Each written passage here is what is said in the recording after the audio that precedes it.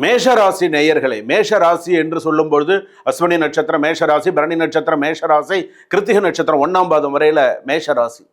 So இந்த மேஷராசி அப்படின்னு சொல்லும்போது அவசரம்தான் உங்களுடைய பலம் பலவீனம். இதுதான் ரொம்ப கவனமா இருக்கணும். நான் சொல்லக்கூடிய ஒவ்வொரு வார்த்தையும் ஒவ்வொரு விஷயத்தையும் நீங்க வெளியில் தைரியம் காட்டுவார்கள், உள்ளே காயப்படுவார்கள். சில பேர் வெளில பார்த்தீங்கன்னா பயங்கரமா தைரியமா இருப்பாங்க, பார்த்துருக்கேன், நான் பார்த்துக்கிறேன், நான் பயங்கரமா இருப்பேன். ஆனால் உள்ளுக்குள்ள பயங்கரமா காயப்படக்கூடிய மனிதர்களாக இருப்பார்கள். ஒன்று, முடிவுகளை வேகமாக எடுப்பார்கள். எந்த ஒரு முடிவும் வேகமாக எடுப்பார்கள், பின்னால் பச்சாதாபம் வரும். இதை நீங்க அவசியம் நீங்க எல்லாம் தெரிஞ்சுக்கணும். கோபம் 5 நிமிடம், ஆனால் அதில் வரும் பிரச்சனை 5 நாளிலிருந்து 7 நாள் வரை. கண்டிப்பா நான் உன்னை விட மாட்டேன்டா, நீ எங்க போனாலும் சரி, எந்த ஜில்லால இருந்தாலும் சரிடா, உன்னை நான் தேடி வந்து நான் பாப்பேன்டா ஒன்று ஒரு கை அப்படிங்கிற அளவுக்கு இருப்பாங்க. அந்த மனநிலை அப்படிங்கிறது இதெல்லாம் வந்து பார்த்தீங்கன்னா அவங்களுக்கு இருக்கக்கூடிய ஒரு சில விஷயங்கள். இவங்கெல்லாம் சைலண்ட் கில்லர்லாம் கேள்விப்பட்டிருக்கீங்களா? இவங்கெல்லாம் ரொம்ப கவனமாக இருக்க வேண்டிய ஒரு இந்த மேஷ ராசி அப்படின்னு சொல்லும்போது இந்த மாதிரியான விஷயங்கள் எல்லாமே இருக்கு. அதுலேயும் வந்து பார்த்தீங்க அப்படின்னு சொன்னால் நீங்கள் செய்ய வேண்டியது அப்படின்னு சொன்னால், வாழ்க்கையில் நீங்கள் செய்ய வேண்டியது அப்படின்னு சொல்கிற நீ சில விஷயங்களை இப்படி தான் இருக்கணும், இப்படி தான் இருக்கணும்னு நீ அப்படி தான் இருக்கணும். ஏற்கனவே உன்னுடைய பிரச்சனைகள் வந்து பார்த்தோன்னா அளவுக்கு அதிகமாக இருக்கு. யார் விட்ட சாபமோ தெரியாது. ஆனால் இன்னைக்கு எல்லாமே இருக்கு, எல்லாமே இல்லை, அதுதான் உண்மை. மேஷராசி எல்லாமே உனக்கு இருக்கு, எல்லாமே உனக்கு இல்லை, அவ்வளோதான். இருந்தும் இல்லாத மாதிரி தான் இருக்க. நான் சொல்ல வர விஷயம் உனக்கு எல்லாமே உனக்கு புரிஞ்சிருக்கும், இதுலேயே உனக்கு எல்லாமே புரிஞ்சிருக்கும். ஸோ அந்த மாதிரிலாம் இருக்கு.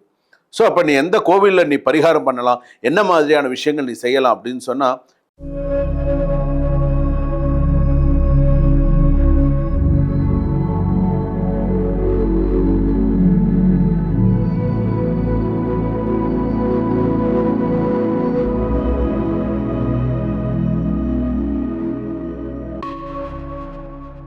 ஜனனி ஜன்ம சௌக்கியானாம் வர்தனி குல சம்பதாம் பதவி பூர்வ புண்ணியானாம் லிக்யதே ஜன்ம பத்திரிகா ஆதித்யாயச்ச சோமாய மங்களாய புதாயச்ச குரு சுக்கர சனிபியஸ்ச ராகவே கேதவே நமஹா கஜானனம் பூதகணாதி சேவிதம் கபித்த ஜம்பு பலசார பக்ஷிதம் உமாசுதம் சோக விநாச காரணம் நமாமி விக்னேஸ்வர பாதபங்கஜம்.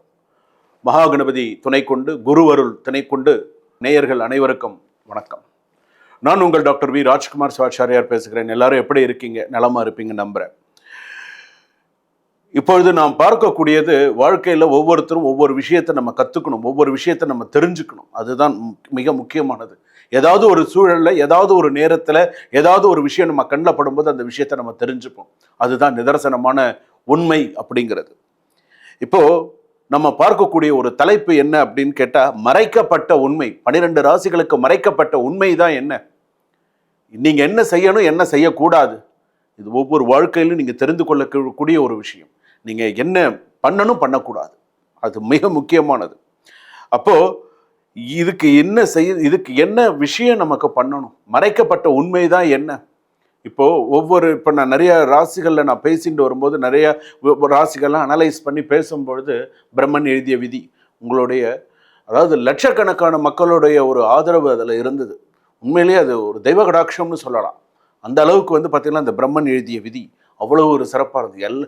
நிறைய பேர் அப்படியே ஃபோனை எடுத்தோடனே அவங்க அழுது தான் எனக்கு ரொம்ப வருத்தமாக இருந்தது. ஒரு சமயம், சாமி இந்த மாதிரி எப்படி உங்களால் சொல்ல முடிஞ்சது, இந்த பிரம்மன் என் வாழ்க்கையில் நடந்த விஷயத்த சொன்ன மாதிரி இருந்தது அப்படின்னு சொன்னேன்.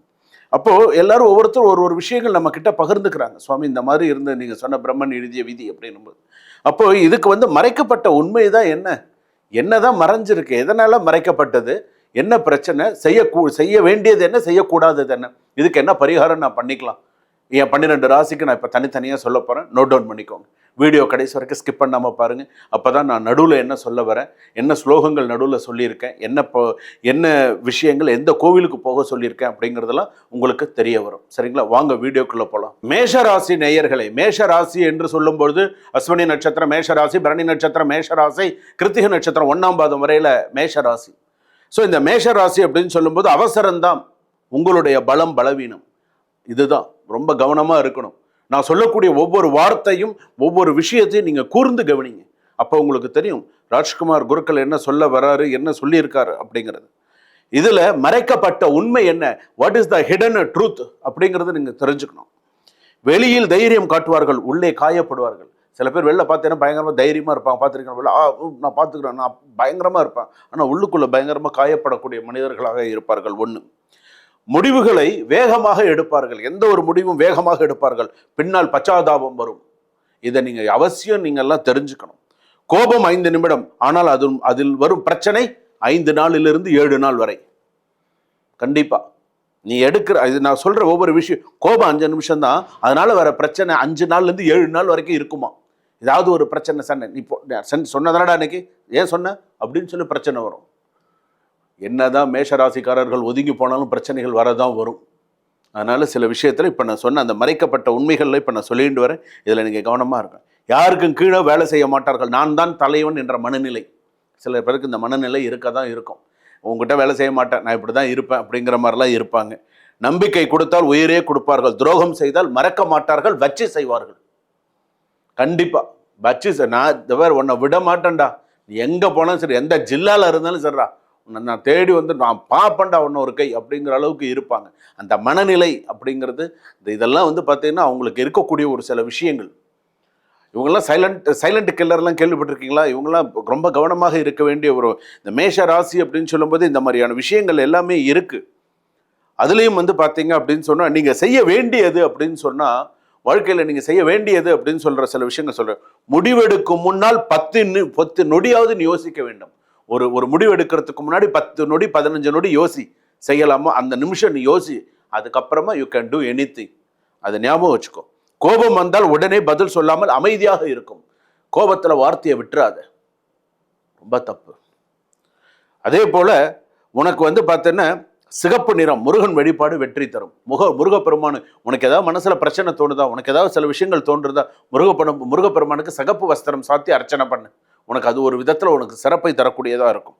அதே போல மன அழுத்தம் உனக்கு குறையும். பெரியோர்களின் ஆலோசனை கேட்க கற்றுக்கொள்ளுங்கள். வீட்டில் பெரியவங்க இருந்தாங்கன்னா ஆலோசனை கேளுங்க. கேட்கறதுனால குறைஞ்சிட மாட்டோம், கேட்டால் நிறைய நல்ல விஷயங்கள் நமக்கு தெரிய வரும். அதே போல மற்றவர்கள் உங்களை ரொம்ப உதாசீனப்படுத்துவார்கள். அதுலேயும் நீ மனசு வந்து என்னடா இது, தைரியமாயிரு, எதுவாக இருந்தால் கான்ஃபிடென்ட்டாக இரு. நல்ல ஒரு உனக்குள்ள ஒரு கான்ஃபிடென்ட் இருக்கணும், உனக்குள்ள ஒரு நல்ல விஷயங்கள் இருக்கணும். அப்போ தான் உன்னுடைய சில விஷயங்கள் நீ சக்ஸஸ் பண்ணிக்க முடியும் அப்படின்னு இருக்குது. நீ செய்யக்கூடாதது என்ன, நீ என்னென்ன விஷயம்னா செய்யக்கூடாது. அவசர முடிவுகள் எடுக்காதீர்கள், வாழ்க்கையை திருப்பி விட்டுரும். நீ செய்கிற ஒரு சின்ன மிஸ்டேக் உன் வாழ்க்கையை திருப்பி விட்டுரும். எத்தனை பேர் தெரியுமா மேஷராசிக்காரர்கள் அனுபவிச்சுட்டு இருக்காங்க, நான் செஞ்ச ஒரு சின்ன தப்பு இன்னைக்கு நான் அனுபவிச்சுட்டு இருக்கேன் அப்படின்னு சொல்லுவாங்க. சில பேரால் வெளியில் சொல்ல முடியாத அளவுக்கு இருக்கும். சில பேர் வந்து அவங்களுடைய மனக்குமரல்களை வெளியில் சொல்ல முடியாத அளவுக்கு இருப்பாங்க.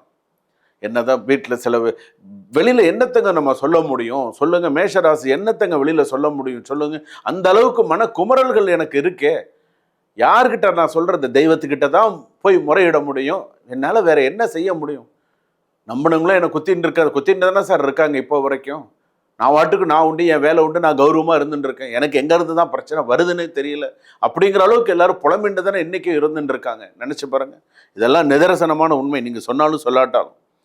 அதுபோல் வந்து பார்த்தீங்கன்னா எனக்கு மட்டும் சரி என்ற அகம்பாவம் விட்டு விடுங்கள். இதெல்லாம் செய்யக்கூடாது. இதெல்லாம் எனக்கு அதே போல் பண விஷயங்களில் ஆவேசமான முடிவு எடுக்காதீர்கள். பண விஷயங்களெல்லாம் ஆவேசமான ஒரு முடிவு கண்டிப்பாக கேள்விக்குறியாக்கிடும். நண்பர்களை எளிதில் நம்பி ரகசியம் பகிராதீர்கள். உன்னுடைய உற்ற நண்பனாக இருந்தாலும் அவங்ககிட்ட என்ன சொல்லணுமோ அதை மட்டும் சொல்லு. நீ வாட்டுக்கும் விளையாட்டுத்தனமாக ஏதாவது சண்டை, ஏதாவது ஒரு விஷயத்தில் போதையிலேயோ ஏதோ ஒரு மது குடிச்சுட்டோ ஏதோ ஒரு விஷயத்த நீ யாருக்கிட்டையாவது எதாவது ஒரு விஷயத்த நீ சொல்லிட்டேன்னா அது விஸ்வரூபமான சண்டையாக வந்துடும். ஸோ நீ சில விஷயங்களை இப்படி தான் இருக்கணும்னு நீ அப்படி தான் இருக்கணும். ஏற்கனவே உன்னுடைய பிரச்சனைகள் வந்து பார்த்தோன்னா அளவுக்கு அதிகமாக இருக்குது. யார் விட்ட சாபமோ தெரியாது. ஆனால் இன்னைக்கு எல்லாமே இருக்கு, எல்லாமே இல்லை, அதுதான் உண்மை. மேஷராசி எல்லாமே உனக்கு இருக்கு, எல்லாமே உனக்கு இல்லை, அவ்வளோதான். இருந்தும் இல்லாத மாதிரி தான் இருக்க. நான் சொல்ல வர விஷயம் உனக்கு எல்லாமே உனக்கு புரிஞ்சிருக்கும், இதுலேயே உனக்கு எல்லாமே புரிஞ்சிருக்கும். ஸோ அந்த மாதிரிலாம் இருக்குது. ஸோ அப்போ நீ எந்த கோவிலில் நீ பரிகாரம் பண்ணலாம், என்ன மாதிரியான விஷயங்கள் நீ செய்யலாம் அப்படின்னு சொன்னால், கந்தசஷ்டி கவசம் படி. ஃபஸ்ட்டு கந்தசஷ்டி கவசம் கேளு. முதல்ல கந்தசஷ்டி கவசம் கேளு. 6 விளக்கு போடு. எந்த முருகன் கோவிலுக்கு போனாலும் 6 விளக்கு போடு. 6 விளக்கு போட்டு நீ வழிபாடு பண்ணினன்னு சிறப்பு. அதே போல் உன்னுடைய சூழ்நிலையில் செவ்வாய்க்கிழமைக்கு முருகன் கோவிலுக்கு போகணுன்னு சொன்னால் செம்பருத்தி பூ தெரியுமா, செம்பருத்தி போல மாலை கட்டி போடு, சிகப்பு போல மாலை கட்டி போடு சுவாமிக்கு, ரொம்ப சிறப்பு. முருகனுக்கு மாலை கட்டி நல்லா தரிசனம் பண்ணு, சுவாமி முருகப்பெருமானுக்கு நிறையா விஷயங்கள்லாம் நன்னா பண்ணு. நேரம் கிடைக்கும் பொழுது இந்த மறைக்கப்பட்ட உண்மையும் செய்யக்கூடியதும் செய்யக்கூடாததற்கும் நீ எந்த முருகன் கோவிலில் போனால் உனக்கு சரியாக இருக்கும் அப்படின்னு சொன்னால், நீ இந்த 2 முருகன் கோவிலில் ஏதாவது ஒரு முருகன் கோவிலுக்கு போ. ஒன்று திருப்போரூர் முருகன் கோவிலுக்கு போ, அப்படி இல்லை அப்படின்னு சொன்னால் சிறுவாபுரி முருகன் கோவிலுக்கு போ. இந்த 2 முருகன் கோவிலில் ஏதாவது ஒரு முருகன் கோவிலில் பண்ணு. இல்லை ஐயா என்னால் அவ்வளோ தூரம் போக முடியாது, என்னால் நான் பக்கத்தில் இருக்கிற முருகன் கோவிலில் போய் பண்ணுறேன்னு சொன்னால் தாராளமாக பண்ணு. உன்னுடைய பிரம்மன் எழுதிய ரகசியம்னு கூட சொல்லலாம். இதை இந்த மறைக்கப்பட்ட உண்மையை பிரம்மன் எழுதிய ரகசியம்னு கூட சொல்லலாம். இந்த ரகசியத்தை நான் இப்போ உடைச்சிட்டேன், உனக்கு இந்த ரகசியத்தை உடைச்சிட்டேன். உன் தெய்வம் உங்ககிட்ட இல்லை இப்போதைக்கு இந்த வருஷத்தில் இப்போ இன்னைக்கு இந்த பார்க்குற நேரம் இப்போ உன் தெய்வம் உங்ககிட்ட இல்லை, வர வச்சுக்கோ.